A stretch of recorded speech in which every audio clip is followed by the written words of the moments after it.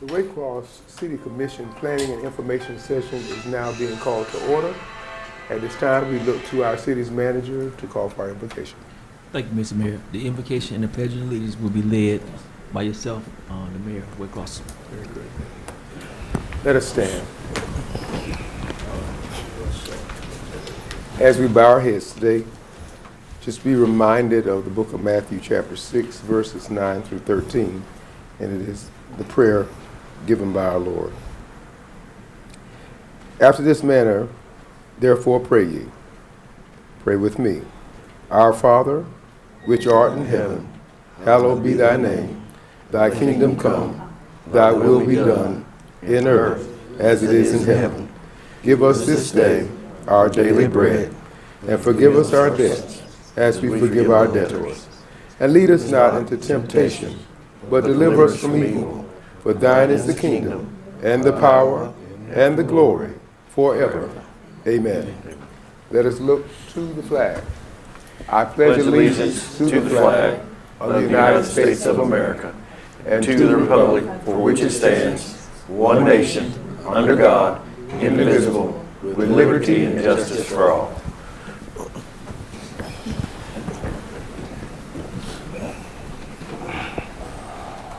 We'd like to thank our city manager for calling for me to do the invocation and pledge. At this time, we look to our city clerk. Do we have any guests tonight? There are no guests tonight. With no guests, we have no decorum to read, but we do now turn the remainder of our docket into the hands of our city manager, Mr. Duke Rayford. Thank you, Mr. Mayor. At this time, we have no scheduled travel or training requests. We will go ahead and move into the planning and information session, starting with discussion items led by bids with our procurement officer, Ms. Jackson.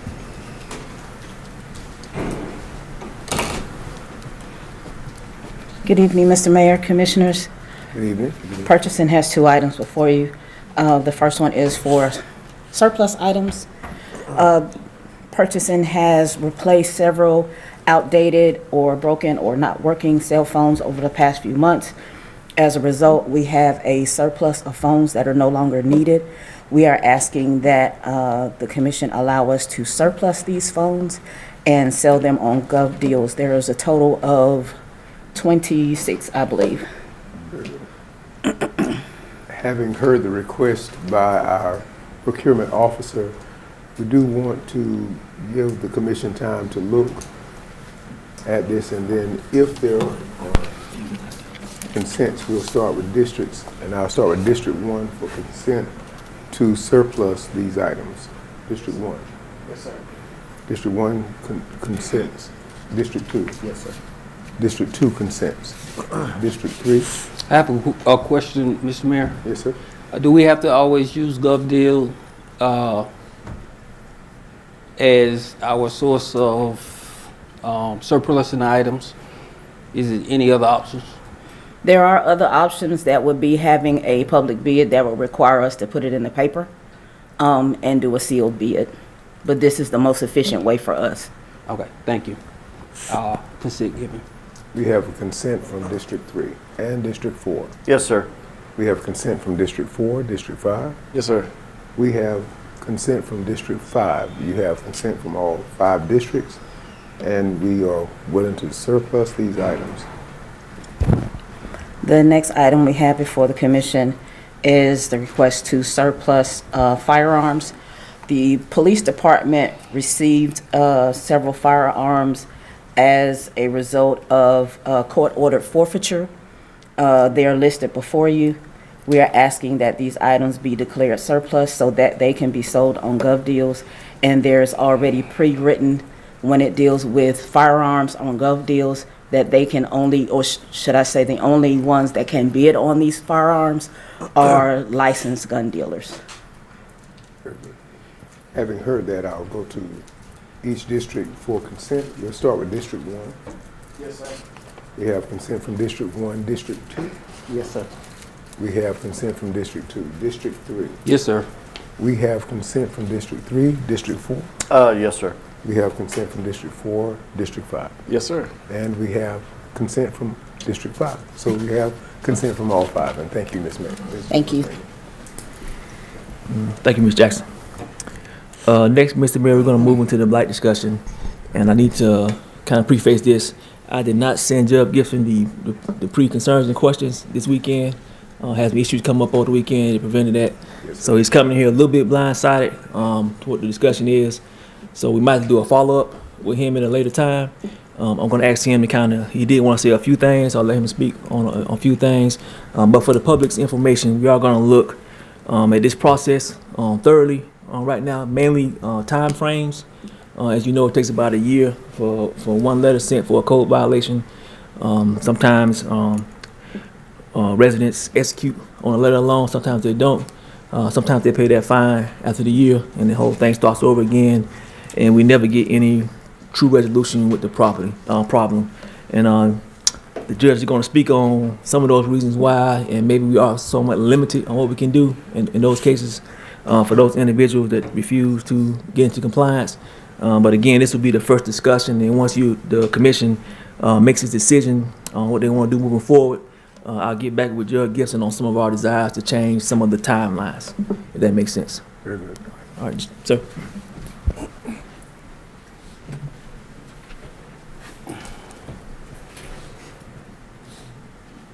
So y'all want me to just speak, or y'all got questions, or First off, I wanted to say welcome, Judge. well, thank you. And we appreciate you being present with us tonight. Sure. And we basically just wanted to give us kind of a high-level overview as to what actually takes place regarding blighted properties. Okay, from my perspective, what happens is the city will make a charge against someone. They'll come before me, they come to court for an arraignment. That's the first time down there. And since they are criminal offenses, they're entitled to an appointed lawyer, so I appoint the public defender to represent them generally, because most of them can't afford a lawyer. Once in a while, somebody will hire a lawyer and come down here, but generally they have to have an appointed lawyer. So then we schedule it for a trial. They come back down there for the trial, and the city will present their evidence, the defense will present their evidence, and I make a decision on whether I think it's blighted or not. And if I decide it's not blighted, that's the end of it. If I decide that it is blighted, I can give the defendant up to 6 months in jail and a $1,200 fine. And it's in my discretion. I can probate that on a wide range of conditions. So generally what I do is I get them in there if I find them guilty and give them to 6 months, and I probate it on the condition they clean the property up. Usually I give them a fine, and I'll suspend the fine on the condition that they get it cleaned up within a certain period of time.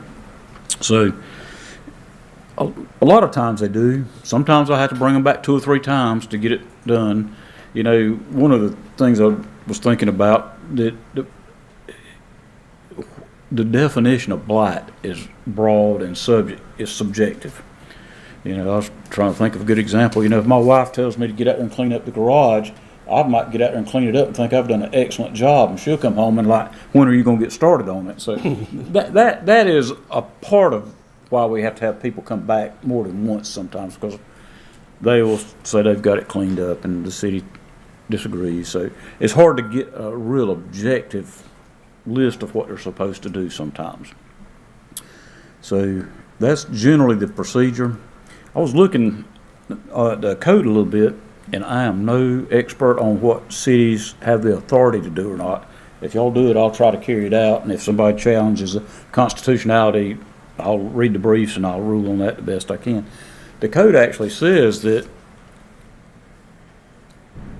every day is a new offense. It is uncertain to me, and it's uncertain in the code. You know, there's a procedure that the city has to go through. They have to give them the 15 days and all that sort of stuff. It's unclear to me if once you give that 15 days notice and bring the first charge, if you have to start all over to bring other charges or not. That might be something that could be tightened up in the code that would make it easier. So the other thing I saw in the code that I don't know if this is constitutional, I don't know if I would even have any role in this, but you know, an ordinance was passed that you could, the city manager, I'm sure there has to be due process involved in this can declare property blighted and notify the tax commissioner. He'll just raise the taxes 7%, and then the city can use that to help clean up blight. So I don't know if anybody else in the state's doing that, if it's constitutional. I'm sure if nobody else in the state's doing that, y'all probably don't want to jump on that and get into a big fight and get in the Supreme Court and all that rigmarole. But that's about all I know to say. If y'all got questions, I'll be glad to try to answer them. I do want to preface it by saying believe I'm they not allowed to discuss individual cases, but I can. Okay, awesome. Before I open the floor to the commission, and I see that Commissioner Tompkins does want to have a question, I have a question about what are the qualifiers for a disposition to say something is blight when you don't have a full definition of it? So it's kind of like, how can you make a determination on what it is? Well, there's several subparts of the code. That's a real problem in some cases. There are some cases where, we'll say a yard is terrible. I wouldn't want it in my neighborhood for anything. But when you read the code, it really doesn't apply to. It's difficult. Sometimes it's clear as a bell. The junk cars with no tag. That's easy. And some of the other stuff is easy. Some of it's not that clear. And if you're going to punish somebody, the law requires that they have an objective standard that they have to meet. So that's difficult, and I don't really have an answer to Can I that. jump in on that, Mr. Mayor? So he's referring more to the level of the height of grass. So, I hear you. because we're not out there measuring with the ruler, and it says 11 inches. That comes up a lot. And then Judge Gibson is correct. It is a portion in the charter that the city manager can declare as far as the taxes. Some cities do that. Of course, if we did that, then that property would be, pretty much. Because it was anything else with it. I mean, we went too high on the property. We already got. I don't want to get that discussion right now about property taxes, but that would make it even worse situation with our residents who already don't have some funding to take care of the small things. And they did refer to the multiple violations, so we try to stay away from that. But technically, yes, we could come out there for cut grass, and yes, we could come out there for abandoned vehicles, and yes, we could come out there for anything else, and multiple times, and it would just keep building. But they try to go out there one time to address it. So that's why sometimes when your residents call you and it might be the grass too high, then we go out there. Well, we do the grass, we do the car, we do everything at that point in time, so we don't have to come back and put extra stuff on a ticket for the judge and for the residents. We try to explain that. But at the same time, we try to work with the people on the spot. That's a problem I think everybody's not seeing. Like Judge Gibson said, he tries to work with them sometimes on the time frame and the funding. We do that as well. But we are at the stage right now where it's not working, and just something has to change at this point. Because we got one side of the community clean up. We also understand that we got residents who can't clean up, and as you know, we do try to support that as well. But the city's not structured to keep supporting everybody on cleaning properties up. So, like I said, I didn't email. I should have emailed you all some other topics. I won't hit him today because I didn't email them to him in a timely manner. So we have to come back to some of those other questions and concerns. Okay. Would it be fine if I just I allow will. for- Let me follow up on one thing he said. He mentioned about the tax would make a bad situation worse, and that is a problem with a lot of these situations. Is you got people that are just broke to death, and they're struggling, and it's difficult. Yes, sir. Well, we definitely understand we're in an impoverished area, so we have a good number of things going on. A lot of our citizens are not able to handle some of those problems. Commissioner Tompkins had a question, and I'm going to just allow for that All right, question. thank you. So what I'm hearing from you is we need more clearly defined definitions of what blight may be when it's in regards to whether it's yard. If it's a dilapidated house, that's an easy call or junk. So it sounds from what I'm hearing is we need clear guidelines for you where you can say yes, no, so that you're not left guessing. How many people would you say are repeat offenders? Just if you had to guess, you know, I mean, or not necessarily people, but maybe a percentage. Is it 50% or is it less or higher? I really have no idea. Okay. I mean, I go down there, they bring the cases up there, I deal with them, and I'll move on it. I don't know that there's a great deal of repeat offenders. I have a good many people that will come up there and I'll say, listen, man, I don't hold my feet to the fire. I got a chart I go by for the fines, but just say, I'm fining you $300. If you get it cleaned up within the next 4 weeks, come back down here, city will inspect it, blah, blah, blah. If it's all cleaned up, then, you know, I'll write the fine off. And they'll come back and the city will say, well, he did this, that, and the other, but he didn't do this. So there we go, another 3 or 4 weeks, you know. So I don't know if you call that a repeat offender, or if that's.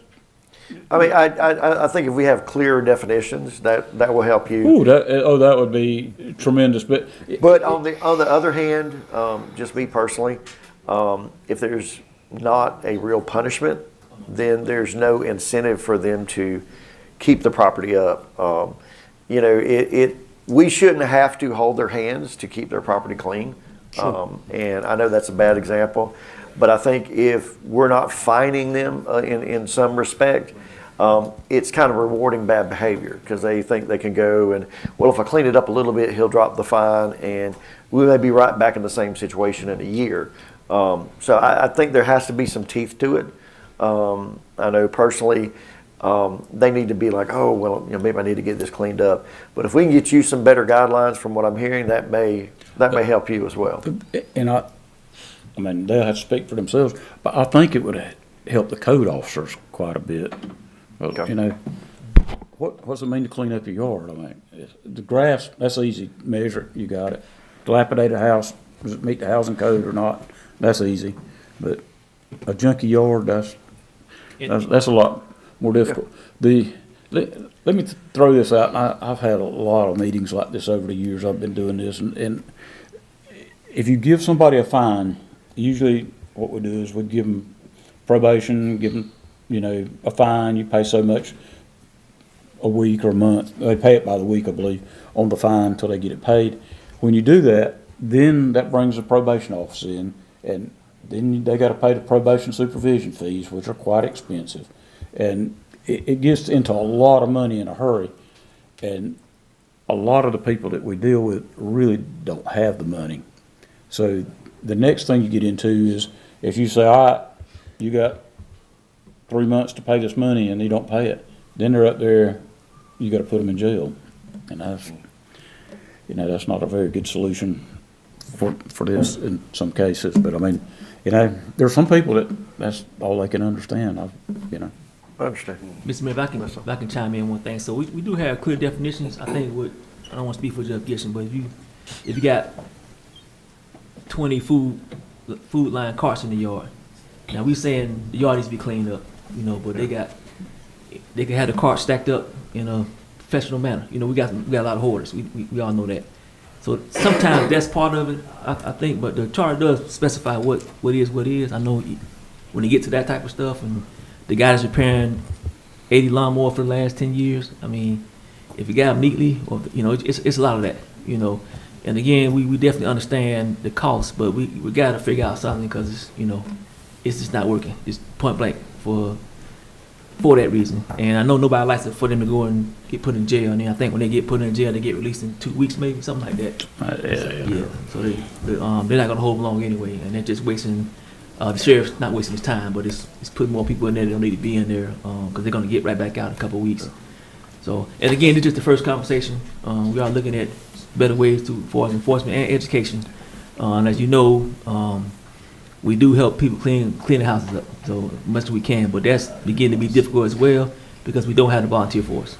You know, everybody, you know, takes pictures and do those things, but nobody really volunteers to help these individuals out, especially those that are up in age. So we try to coordinate for those very elderly people and help them out. But like I said, we only got like 10 people doing that in the community, and that's getting very strange for them as well. That's all I have. Okay. Any other questions, Commissioners? Simmons would have questions. Thank you, Mr. Mayor. Thank you, Judge Gibson, for coming. And my question is basically what Commissioner Tompkins said. But what I want to go back to, and it's not really a question for you to make a statement. In 2015, before I left, Attorney Spearman and I put together something to deal with all this, but nobody wanted to touch it. I still have the document. It's legal. I cannot, you're not here as city manager, but I have that document that would help you, give you some teeth into what you need to do. And I'm gonna say this too, what I'm trying to do is work with another group of young men for the seniors that can't do this, to help them do this. When they can't do their yards, to help them do this. But like I said, I understand the dilemma you have. We need to get our act together, but I thank you do for coming. Yes, sir. My question is regarding some situations within District 3 where it's hard to serve individuals because they don't reside in the home, it's abandoned. And from my understanding, we can put a citation on the door or whatever, and we can't take action because it's not responding at all. And then if we do take any type of action, that put us in a position of liability. Is there anything we can do to legally address that? Let's say if we, every 30 days done cite them and maybe 3 months later, no response, could we take action without being held liable? That's a difficult question. And it's really outside of the realm of what I do in municipal court. There's something called an MREM proceeding. IN is the first word, and REM is the other one. So that you can just take action against the property, even if you can't get in touch with the owner. And, you know, that's a lot of paperwork and all that to do it, but, you know, that's the only way I can imagine that you can do that. Not that I'm an expert on what municipalities can and can't do, but I think that's what you would have to do. And places do it. Thank you, Judge. Any other questions, Commissioner? You answered all mine. Thank you, Judge. Just let me say, if y'all will fix an ordinance and they'll bring them down here, I'll rule on them. That's my job, and as long as y'all let me do it, I'll be down there and rule on them. If you want me to come back and meet again, I'll be glad to. Thank you. Thank y'all. Thank you, Judge. All right, Mr. Mayor, we're gonna move to the next discussion. With the next discussion being on the outside kiosks. And I'll preface this, you know, if you go to some of our cost-cutting measures for the next upcoming budget, this is one of the things that came up. We've been discussing for a while. Definitely with the Tyler being fully on board now, we have the capability to do this now. I'll explain kind of why. So what we want to do, Mr. Mayor, when we go to that schedule of the half-day Fridays and a few other things, we do want to put a full access kiosk outside for a few reasons. First, one of our employees is going to retire in a few months from utility billing, and I do not plan to hire behind that person. We'll try to divvy up that salary in other ways, and some of her responsibilities will be fulfilled by technology moving forward. I want to put this kiosk outside for two reasons. Again, to give us more capabilities, and also, you know, we've struggled to figure out how our elderly can get into this building with the front steps. And because of the historical reference, we can't change the steps. And although we had an elevator in the back, rarely do they use that elevator because of its location. And we know they like to come in still and pay their bills. So we do want to give them better access to pay their bills strictly from their cars. That's the first reason. And then two, any times that we're closed or closed early, everybody still has full access to this capability. Now, granted, they can pay online, and they can set up payments, all those things, but there are associated fees with that. This would be like coming in paying with cash. It'll be dollar for dollar. This is going to cost us about $20K for the fully implemented with constructions. This will come out from two mixer pots of money, mainly from some of our SPLOST 2023 for infrastructure updates. And then some of our last bit of opportunity we had that was geared for IT services. This will be, again, an IT service, although it's a bill pay mechanism. This probably, it will not be this big. I know y'all looking at it. It'll be quite smaller than that, just downloading up for the cars to get out, or if individuals want to pull up and get out of their cars and do the same thing. Is it a necessity? No, but definitely something that we could do to be, more flexible for our residents. And then again, we definitely got to do something for our older residents as far as getting in the building and paying bills. And I'll pause there for any questions on that. I open the floor for questions. Commissioner? District 1? No, sir. And District 2? Not at this time, Mr. Mayor. District 3? You say 20,000 for the installation. What would be like the monthly maintenance So it's associated with it? it's gonna fall, and I might need Ms. Simmons to come here, but it's gonna fall underneath the Tyler system. So that's already being paid for. It'll be another extension of the Tyler system. This is to be that one-time cost of putting it out there. No other questions, Mr. Mayor? And District 4? Are there any other cities in the surrounding area that are using that type of kiosk now? Yeah, so if you go, again, it's probably apples to oranges to some of the larger cities. Definitely do it for the language barriers.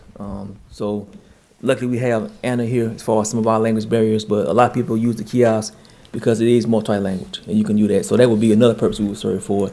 Now, granted, I can't speak on the smaller cities around us, but I know like the big 6 cities here in Georgia use it. Now, the ones they have are also inside. We did think about that as well. But having it inside would not allow people to come pay either during the weekends or, the times that we're closed. That's why it's outside. So, Okay. That's all. Okay, and District 5? Yes, sir. Will there be any service fees connected to that? no, that's the good thing. It should be dollar for dollar. Okay. Because it's like I said, it's built into our Tyler system. I don't think, and Mr. Simmons, is it going to be a credit card? It will be credit card and cash. The only little thing with cash is there won't be change back. So if my bill is 85, I put in 90, Okay. that $5 credited to my account going forward. Okay, because I don't want to tax the citizens No, anymore. no, Okay. there won't be. Great. We dictate that. Okay. So we dictate our fees. We can waive them if so be, but no, there won't be. It's just like Okay. coming inside. Okay, great. Thank you. And we have another question from Commissioner With the Sanders. kiosk, will it only be the water bill, or could we use it to pay other? It can be any payment that's ran through our system now. So permits, any of those. All of our bills can have QR codes, barcodes, so they can scan that and pay any fee we want to tie to the system. Thank you. Because it's fully integrated with Tyler, so that's what we use for everything else we pay. That's good. That's good. That's really And it is weatherproof, so we put some type of awning just to keep it, you don't want it out in total rain. And also if people pull up, they can have a little covering over them, so Public Works can build that. We can easily run the network and the power to it outside. good deal. Thank you. And I'm glad Mr. Simmons mentioned that about, again, this is, of course, it's for our residents, but as we move to some cost savings and some workforce initiatives for our workforce, those different schedules, it's going to help us out as well because our residents still can come take care of all their stuff without us actually being here. And again, weekends and holidays and all those things, they still can take care of their transactions. So I guess right now, Mr. Mayor, we're kind of asking to put this on the agenda for tomorrow for consideration. So you need consent. Mhm. We'll start with District 1. Yes, sir. District 2, Yes, sir. District 3, Yes, sir. District 4, Yes, sir. and District 5. Yes, sir. You have all 5 consenting commissioners. Thank you, Mr. Mayor. Last item, Mr. Mayor, for discussion is the commissioner asked for an update on the train blockage as far as what we're trying to do. As you recall, we did reach out for Oculus, and we're still working with them to come and do that first evaluation of the ground. But in doing so, sat down with the team. Some of the directors were concerned, not necessarily about Oculus, what it could do, but the impact on usage with the city. As you know, we've done a few other things. I use the city app as an example. I think right now We have 14,000 residents. We still have only about 3,000 folks signed up for the app. And then with the email, phone, text notification system that really works well, it's probably like 1,000 only signed up for that. So we're just kind of reevaluating our means of communication and the things that we invest in because maybe it's not as important for our residents, even though people complain about certain things and we try to, meet that demand. But we, again, back to the budget, we are looking to do some cost analysis on some things. So we did some additional research. And I'll talk about Oculus here in a little bit, but we did some additional research on the probability of approaching this a little bit differently, and I'll talk about that here. So Oculus is still the preferred potential solution because it does do an all-in-one as far as the notification push, the monitoring. Its AI mechanics are going to be way ahead of anything else that we have right now. As far as predictability and all those things we said it could do, as telling you when the train stop, when it leave, keeping the data, transforming the data, all those things. You see there I said $15,000 annual after installation and implementation costs. So this is based off of if we were to use 3 towers pretty much. And we did an evaluation of the city and determined that although we got multiple crossings, we only have 3 that we consider are what we would call invisible. And I'll go over that real fast. And why those 3 will probably get the most impact for our residents. And in those 3 that we selected, mainly we selected these for 1, because they are kind of invisible. 2, they would help with traffic patterns. If these 3 locations are right here. And then the last one will be in 2 locations. They will cut down traffic through our neighborhoods. And I'll talk about it here in a few seconds. So we did look at some crossings, and those crossings would be the outbound Oscar Davis Parkway for leaving the city. We chose that location. Construction is going to start pretty soon to make it kind of irrelevant, so that might be something you need to consider as well. But right now, and long term, we won't need it anyway because they'll have the overpass there. But this, if we could just simply move that to another location. But right now, while they're doing construction, it might be a good idea to let everybody see what's going on over there as far as that. And a lot of people use Oscar Davis to come and go in and out the city. Nicholas Street, that's the street over there by a Coca-Cola plant. We got a whole neighborhood section over there that you can't really see that. You got multiple ways to get through the neighborhood because that way that train runs, they can knock them all out when it stops, and that particular area is for hours.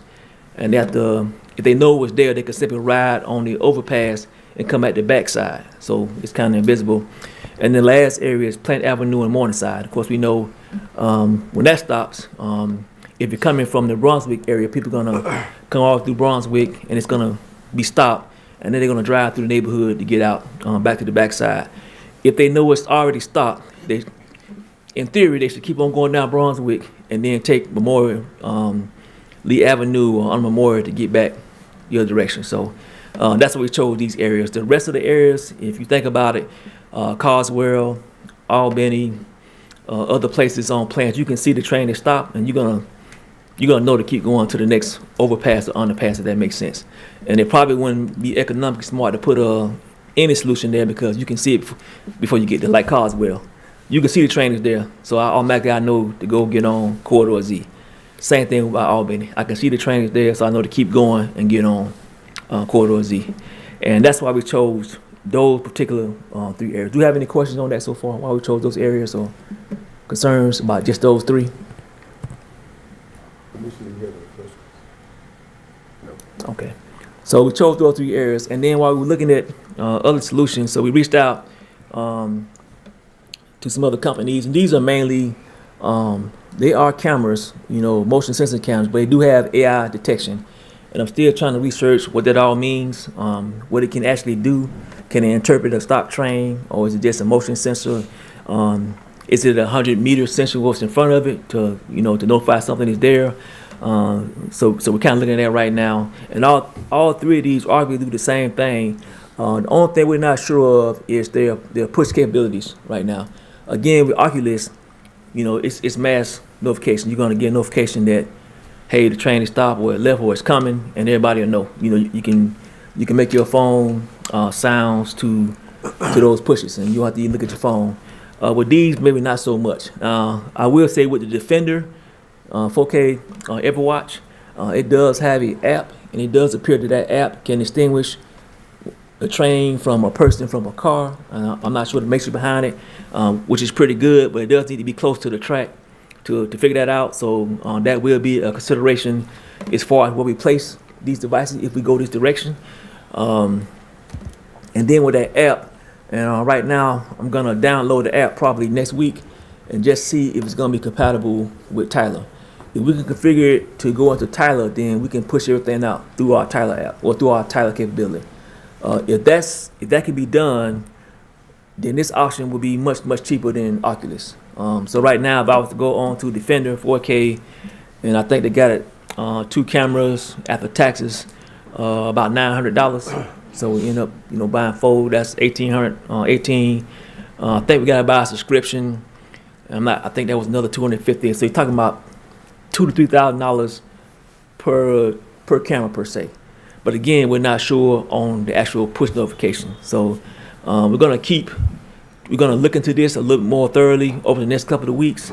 And I just wanted to update the commission what we're trying to do. Again, we're trying to get the best solution that's with the most cost savings and benefits, but at the same time, something that the residents will use. To go back again, we have provided other means to make their lives better. That it's just not just staying overwhelmed with our residents so far. And again, I would just highlight that with the text, email, phone call sign up we have right now.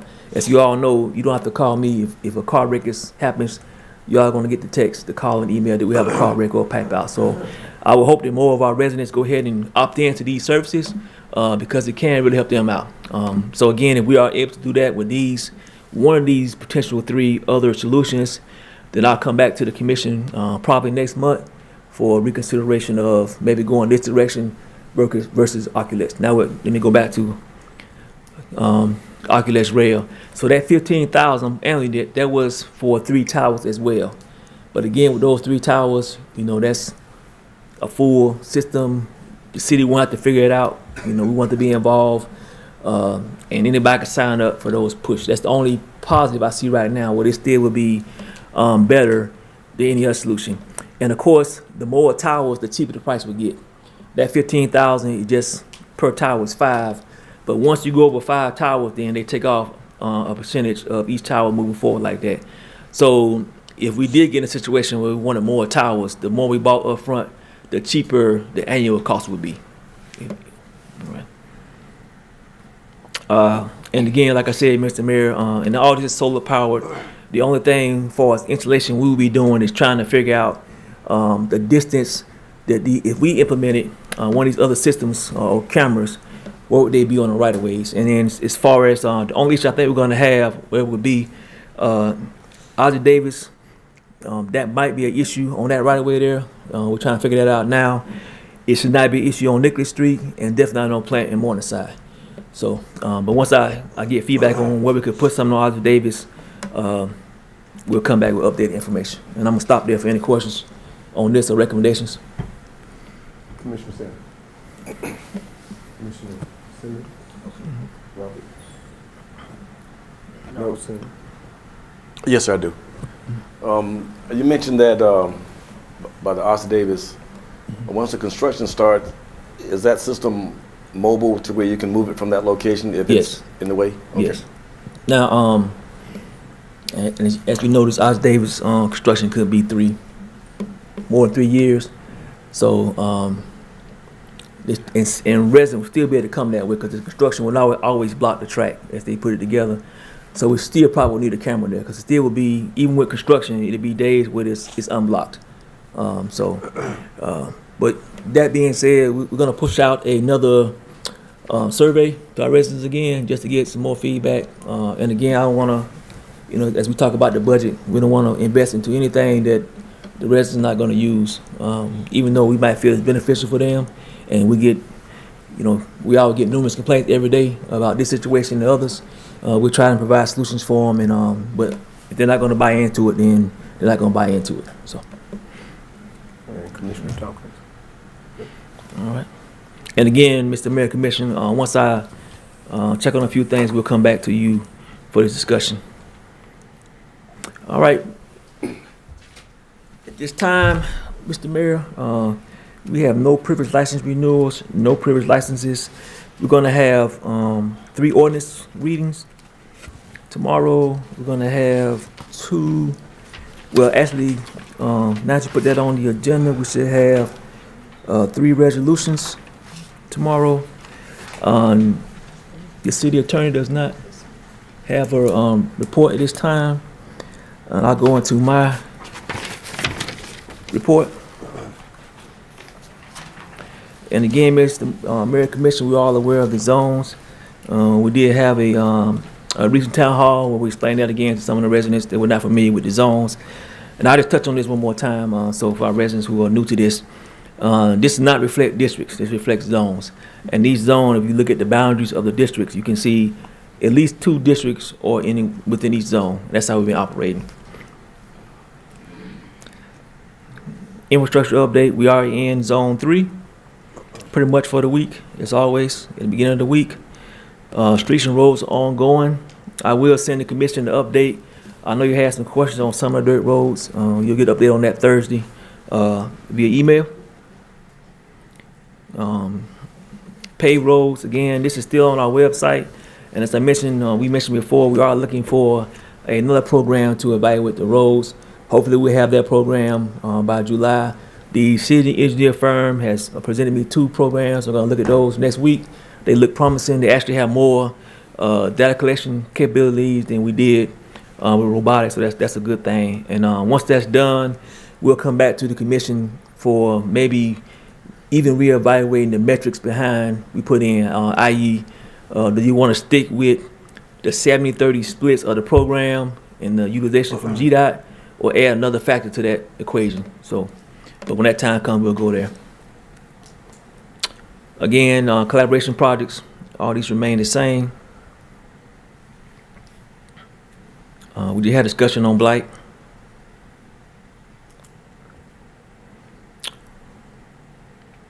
May monthly finance report, Mr. Mayor. And before I close out, Mr. Mayor, I will say a few things. It's on the report for us infrastructure. So Memorial Road, as you see, GIE is doing some resurfacing with that road. We do not get notification for the most part.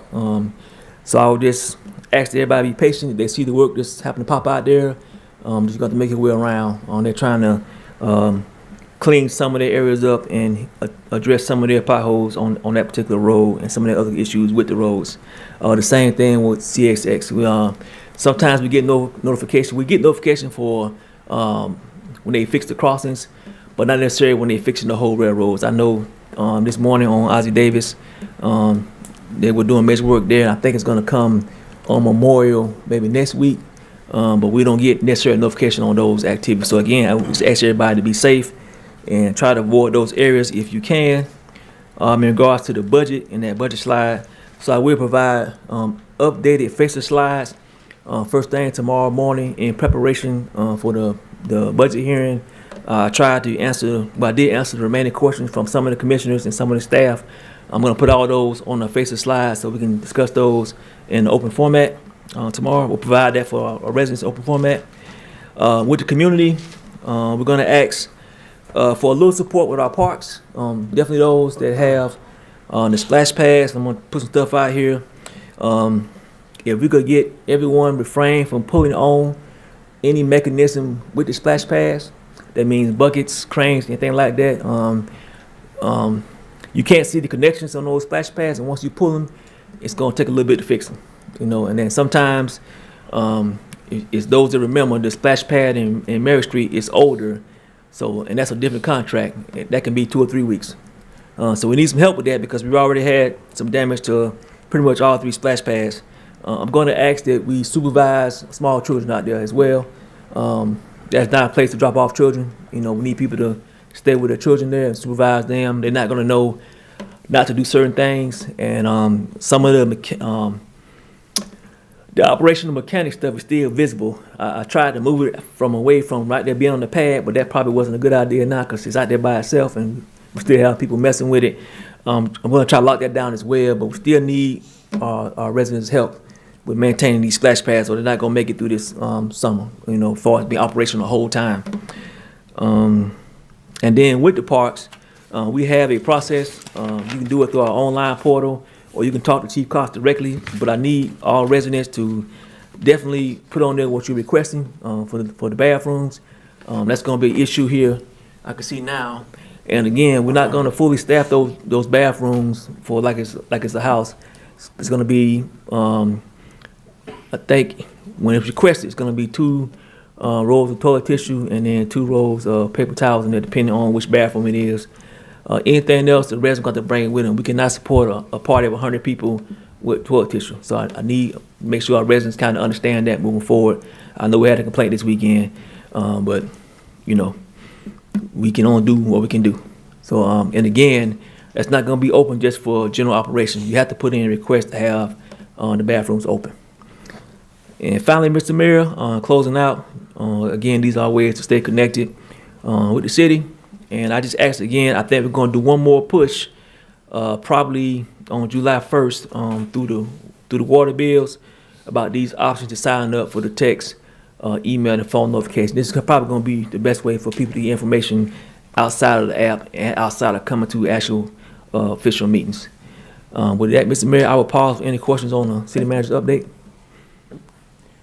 If the commission has any questions, I'll start with District 1, District 2, District 3. This question is not necessarily related to your report, Mr. City Manager, but with the kiosks, do you see an opportunity where we can have ad space available so we can generate some revenue? And this may be a better question for our biz director. Yeah, it can do anything we want to do, right? I mean, but gotta be careful with that. There's some legality behind the ads type stuff. I can follow up with you offline on that. I think mainly with that kiosk space is gonna help us out. Again, as briefed at the budget hearings, to save on some of our salaries and workforce. This is one of the things we gotta do. We gotta be able to be here without being here, if that makes sense. And it's gonna save us a lot of first of all, workforce hours, and then it's gonna be available for our residents at any time they need to be available for it. Eventually, I think the question was, somebody did ask already about it. I was just looking online. This is the only place we're gonna have a kiosk, so it won't be like we'll have other places for you to go pay bills. I kind of heard that was asked, so we don't have the means to do that because this is 20,000. We can't just put them everywhere. I don't know where they saw that at, but we won't be able to do that. No other question. Okay, Mr. Mayor, we do have an executive session, and it will be personnel. Before we go into that, I do want to make mention of a few things that may need to be announced. We have 2 ministers that have passed away in our community, one of which happens to be Mr. James Atkins and the other Mr. Curtis Hill. And I want to also mention the community festival for Juneteenth on June 19th from 12 to 6 p.m. And this will be held at the Bailey Street Park. There will be free food, senior farmers market, a bounce house or bounce houses.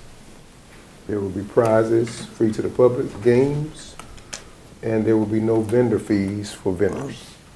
So this person of contact will be Mrs. Sean Taylor at 912-614-4349. Minister Sean Taylor, 912-614-4349.